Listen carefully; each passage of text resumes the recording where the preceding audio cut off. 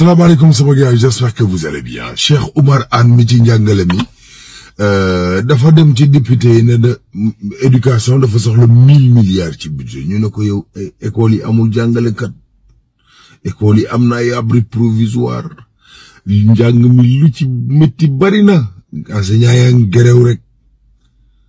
ngay soxla 1000 milliards député yi jàkkaarloo Moussa Baldé ne ko waa yéen sëñ Moussa yéen waxu leen woon université Cheikh Anta Diop bi ne mënut a recevoir ay nit bërki démb gis nañ fa ngeen organiser fa ab défilé de mode bu ànd ak ay public ñu ñëw seetaan si mu ne non dinañ waxaat ci affaire université bi bu yàggul dara président Macky Sall daal ne li ma digge woon Kaffrine digge ko Kédougou digge ko Kaolack ak Fatick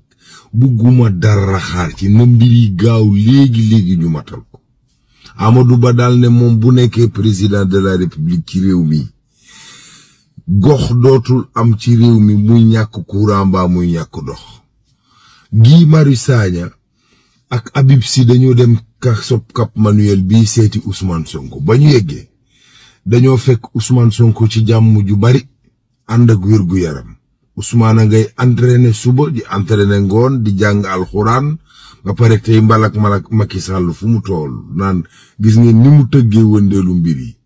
tey digal ay ñoñom nanu focus ci